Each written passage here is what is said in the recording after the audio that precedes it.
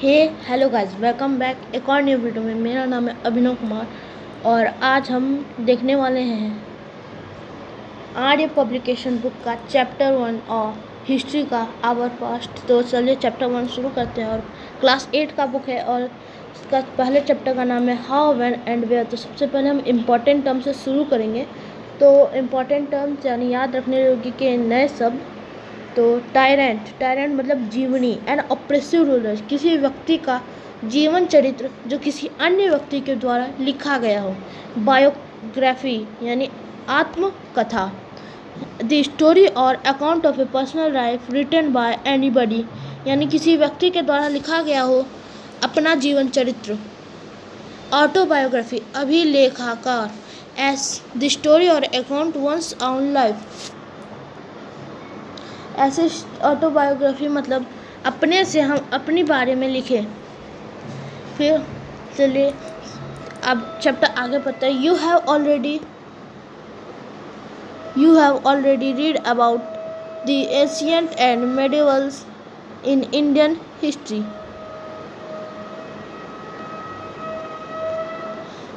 This book details with the modern period of Indian history, मतलब भारत के प्राचीन एवं मध्यकालीन इतिहासों के बारे में आप पहले से पढ़ चुके हैं। इस पुस्तक में भारतीय इतिहास के आधुनिक काल का वर्णन है। It throws light on the life of the people along with political and military events।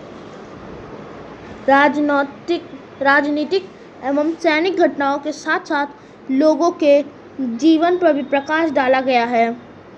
The developments in the Indian society, इस पुस्तक में भारतीय समाज, the education system, the new technology and its impact on arts, literature, architecture have also been default in this volume. इस पुस्तक में भारतीय समाज, शिक्षा प्रणाली एवं तकनीकी में हुई प्रगति तथा कलाओं, स्थापत्य, साहित्य, कला पर भी इसके प्रभाव का वर्णन किया गया है। आगे पढ़ते हैं। मीनिंग ऑफ हिस्ट्री यानी इतिहास का अर्थ। History is the description of the people, places and events of the past written chronologically. इतिहास पूर्व में हुए लोगों के स्थानों तथा घटनाओं का कालक्रमानुसार लिखा गया विवरण है। It descriptions of lifestyle, custom and tradition, culture, religion, beliefs and occupation of our ancestors. यह हमारे पूर्वजों की जीवन शैलियों, रीति रिवाजों, संस्कृत, धार्मिक विश्वासों तथा व्यवसायों के साथ ही पूर्व काल ही सामाजिक एवं राजनीतिक व्यवस्था का विवरण है। इतिहास हमें यह भी बताता है कि अतीत में विभिन्न चीज़ों का स्वरूप था और समय के साथ साथ वे किस प्रकार बदलती गई। It also deals with the social and political system of the past. In this book, the progress Indian society, education system, and technology and effects on art, architecture, literature have also been discussed. पुराना वाला topic ही इस पुस्तक में भारतीय समाज, शिक्षा प्रणाली एवं तकनीकी में हुई प्रगति, कला, स्थापित कला पर इसका प्रभाव का वर्णन किया गया है। तो अगर आप ध्यान दें तो जो यहाँ पे दिया है, इट डिस्क्राइब द लाइफ के नीचे इन दिस बुक से लेके यहाँ तक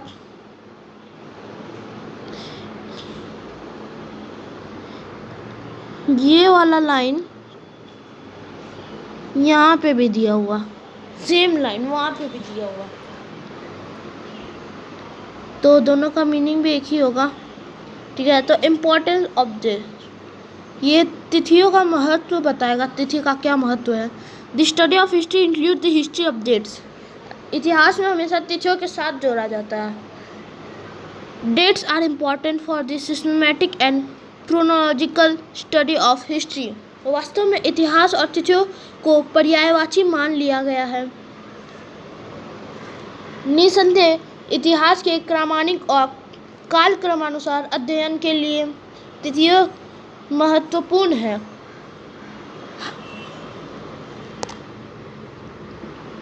However, it is very difficult to tell the definite date of some important event.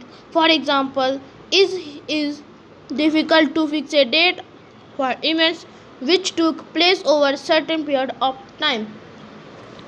परंतु साथ ही कुछ महत्वपूर्ण घटनाओं की निश्चित तिथि पाना अत्यधिक कठिन है। उदाहरण के लिए कुछ घटनाएं ऐसी है जिनकी निश्चित तिथि को घटित न होकर लंबे समय तक घटी रही।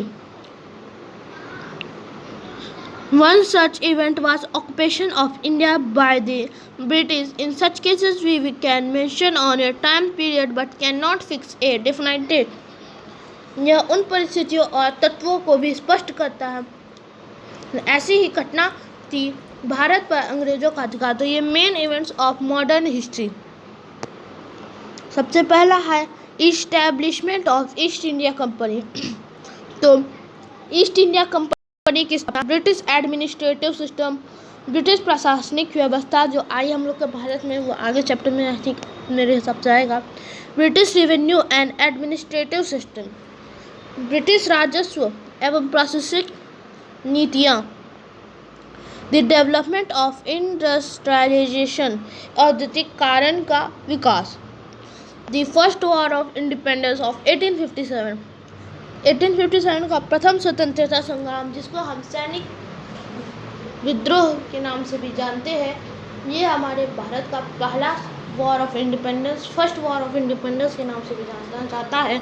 और है द न्यू एजुकेशन सिस्टम, नवीन शिक्षा प्रणाली, लॉर्ड मैकाले ने लाया था हम लोग के भारत में। फिर सोशल रिलीजन रिफॉर्म मूवमेंट्स, सामाजिक धार्मिक सुधार आंदोलन। फैक्टर प्रमोटिंग नेशनलिज्म, राष्ट्रवाद के प्रेरक तत्व। Indian national movement and the freedom struggle, भारतीय राष्ट्रीय आंदोलन एवं स्वतंत्रता आंदोलन।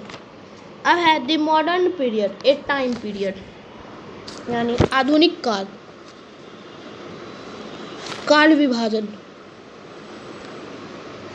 तो history has divided in India on different bases. James Mill इतिहासकारियों ने इतिहास का विभाजन अलग अलग आधारों पर किया है। James mill, A British economist, the thinker, in his book A history of British India has divided Indian history into 3 periods: Hindu, Muslim and British. Britain के अर्थशास्त्री एवं विचारक जेम्स मिल ने अपनी पुस्तक ए हिस्ट्री ऑफ ब्रिटिश इंडिया, पुस्तक का नाम था, उसमें लिखा है कि भारतीय इतिहास को 3 भागों में विभाजित किया गया है: मुस्लिम, ब्रिटिश और Hindu. There are other historians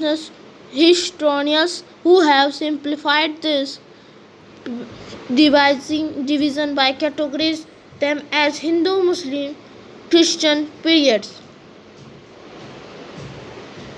कुछ अन्य इतिहासकारों ने भी विभाजन और भी सरल बनाते हुए हिंदू, मुस्लिम एवं ईसाई कालों में विभाजित किए। Some other scholars have divided into 3 periods, namely ancient, medieval, modern. कुछ अन्य विद्वानों ने इसे प्राचीन, मध्यकालीन एवं आधुनिक 3 कालों में विभाजित किया है। All these divisions have their own merits and well as shortcomings. इन तीनों विभाजन की अपनी अपनी खूबियाँ और कमियाँ हैं। The word modern means that period of history which we are living. आधुनिक शब्द का अर्थ है इतिहास का वह काल जिसमें हम रह रहे हैं। However, this word had been used by Indian historians to describe the style of administration. परंतु भारतीय इतिहासकारों द्वारा इस शब्द का प्रयोग उस प्रशासन प्रणाली, कला एवं स्थापत्य कला आदि के लिए किया जाता है जिनका विकास 18वीं सदी के पूर्वार्ध तथा 19वीं एवं 20वीं सदी में हुआ।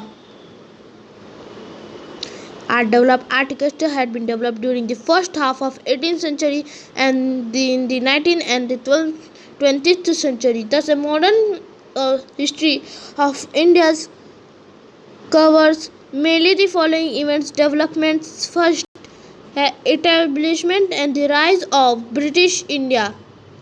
यानी सबसे पहले इस प्रकार भारतीय आधुनिक इतिहास को मुख्य रूप से अलग अलग गतिविधियों एवं घटनाओं में बांटा गया, समावेश किया गया।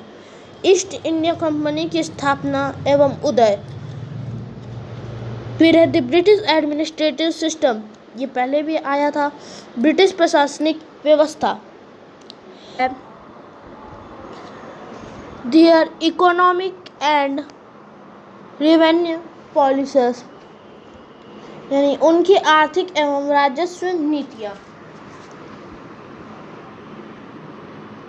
फिर the development of British industrialisation, ये वाला टॉपिक है, the development of British industrialisation.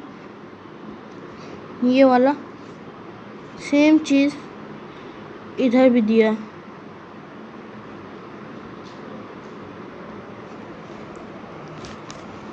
तो इसका मीनिंग भी वही हुआ, औद्योगिकीकरण का विकास। फिर उसके बाद वही टॉपिक है फिर से, द ग्रेट अपरिसिंग ऑफ 1857 और the first war of independence.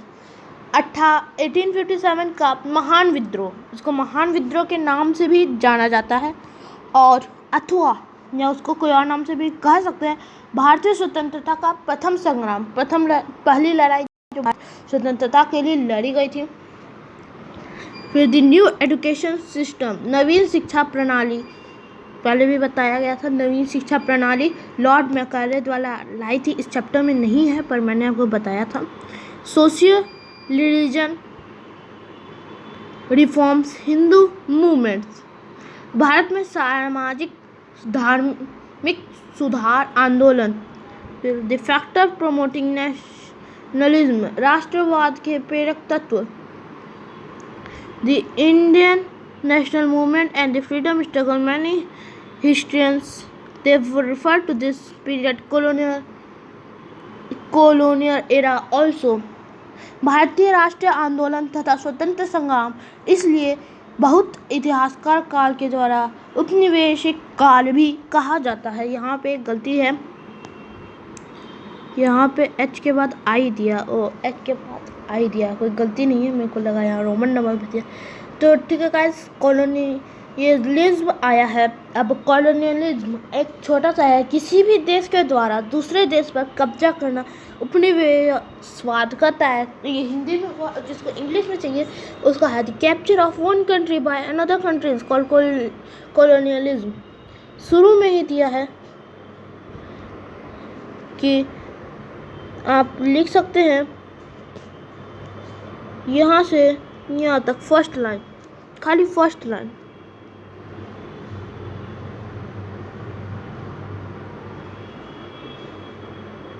ठीक है, अब आगे बढ़ते हैं। For example the British colonised India, उदाहरण के तौर पे ब्रिटिश ने भारत पर कब्जा किया था। वही है capture of one country by another country, यानी जिसपे कब्जा हुआ वो भारत और जिसने कब्जा किया वो British. The capture of British by our India is known as colonialism, इसको ऐसे भी बोल सकते हैं पर ये उसका डिफिनेशन नहीं होगा। The British controlled our country and established their authority over local nawabs and rulers. आप देखेंगे कि किस प्रकार अंग्रेजों ने हमारे देश को जीता, स्थानीय नवाबों और राजाओं पर अधिकार जमाया, अंततः अपना राज्य स्थापित कर लिया। ये आपको आगे चैप्टर में पढ़ने को मिलेगा।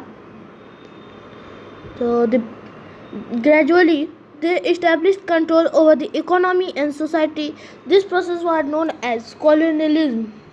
धीरे धीरे उन्होंने अर्थव्यवस्था और समाज पर भी नियंत्रण स्थापित कर लिया। इस प्रक्रिया को उपनिवेशकरण कहते हैं। इसमें यहाँ पे कॉलोनाइजेशन है और यहाँ पे कॉलोनियलिज्म है, और यहाँ पे अलग अलग है। कॉलोनियलिज्म अलग होता है और कॉलोनाइजेशन अलग होता है।